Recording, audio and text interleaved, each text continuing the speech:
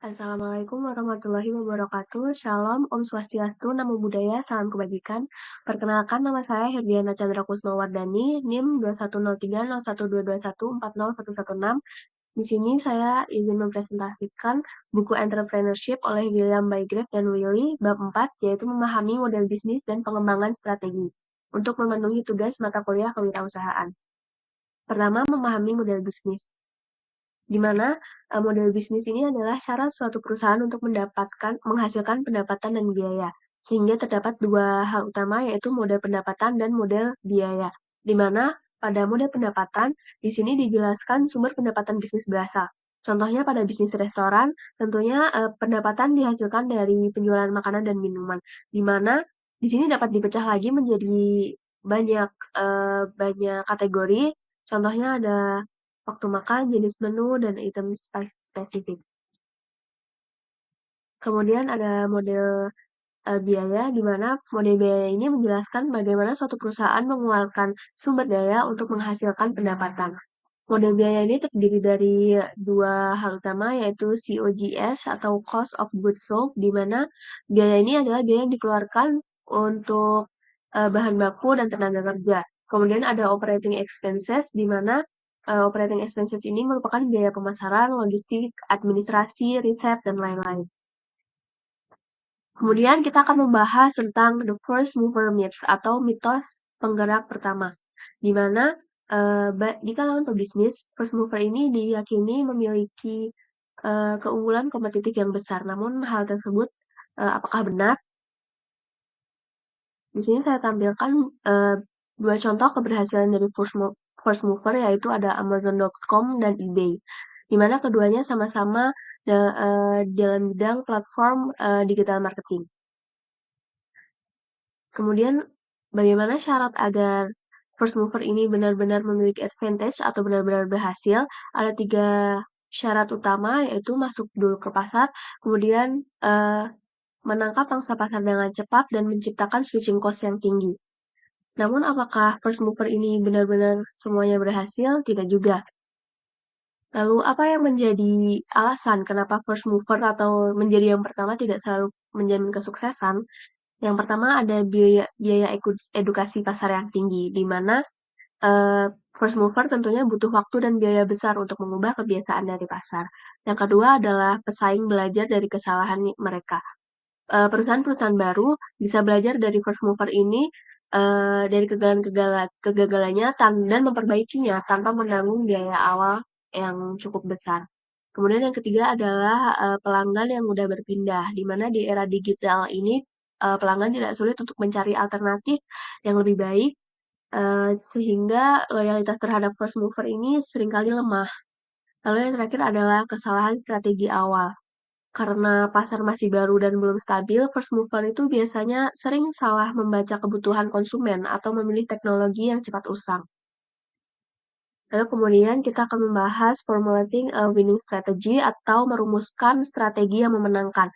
Di mana strategi bisnis yang unggul itu biasanya muncul dari kemampuan perusahaan untuk menawarkan kombinasi nilai sehingga pelanggan itu bersedia membayar lebih. Nah, ada 3 cara utama untuk winning strategi ini, yaitu ada be better, be cheaper, and be faster. Di mana be better yang berarti kita harus meningkatkan kualitas yang unggul dan desain inovatif sehingga lebih baik dari perusahaan yang lain.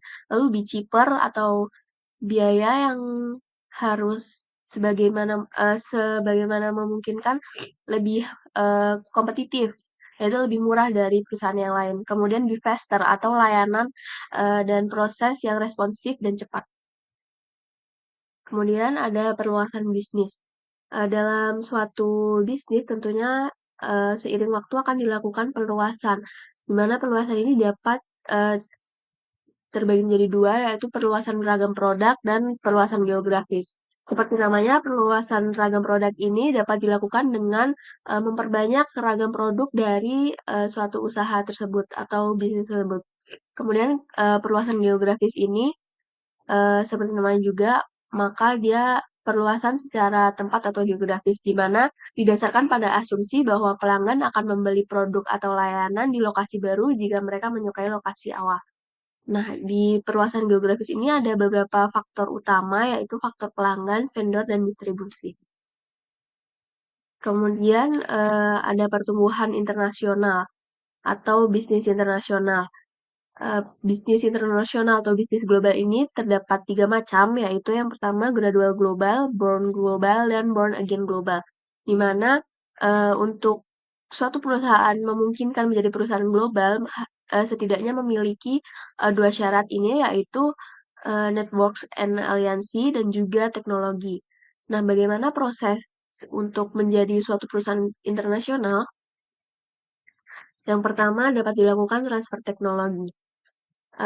Ketika memasuki pasar global, perlu diputuskan apakah perusahaan tersebut menjual teknologi atau memproduksinya sendiri di luar negeri. Kemudian ada lisensi teknologi, alih daya, proses ekspor, dan juga penanaman modal asing, waralaba, pembiayaan ventura, dan merger dan akuisisi perusahaan. Kemudian yang terakhir ada studi kasus yang saya ambil dari bab 4 ini, yaitu perusahaan yang sukses di tahun 1980-an, yaitu Adam Aircraft. Adam Aircraft ini adalah suatu perusahaan rintisan yang mengembangkan pesawat ringan modern, di mana di sini akan kita bahas tiga permasalahan umum, yaitu masalah di industri, peluang pasar, dan kemajuan produk. Masalah umum di industri penerbangan pada tahun 1990-an itu adalah minimnya inovasi pesawat bermesin ganda. Lalu adanya penurunan tajam dalam industri tersebut dan juga PHK besar-besaran pada era tersebut. Kemudian yang terakhir ada produsen yang terbebani dengan biaya litigasi dan tanggung jawab produk yang dapat kita ketahui sejak kita mendengar dari industrinya, yaitu industri penerbangan dengan tanggung jawab yang besar. Kemudian ada peluang pasar. Peluang pasar untuk industri penerbangan ini Eee, dia siap untuk didesain baru dan lebih efisien dan juga modern karena adanya, pengembangan teknologi. Kemudian adanya permintaan untuk pesawat ringan generasi baru yang terus meningkat, lalu pesawat lama yang mahal dan sulit dirawat dan kualitas menurun sehingga, pesawat ringan modern ini salah satu hal yang menjanjikan pada tahun tersebut. Kemudian yang terakhir adalah kemajuan produk. Eee, di Adam Aircraft ini, sertifikasi model dan yang diperkirakan tadinya lama ternyata lebih cepat dibanding pesaing lainnya. Tentu saja tetap ada, faktor pesaing yang dipertimbangkan karena, pengembangan teknologi tentunya pertimbangan pengembangan teknologi ini tentunya tidak satu-satunya dilakukan oleh Adam Aircraft. Lalu, pada salah satu produknya, yaitu A500 dan A700 Jet itu dikembangkan lebih cepat dari perkiraan karena perkembangan teknologi yang cukup pesat. Terima kasih, sekian presentasi dari saya. Wassalamualaikum warahmatullahi wabarakatuh.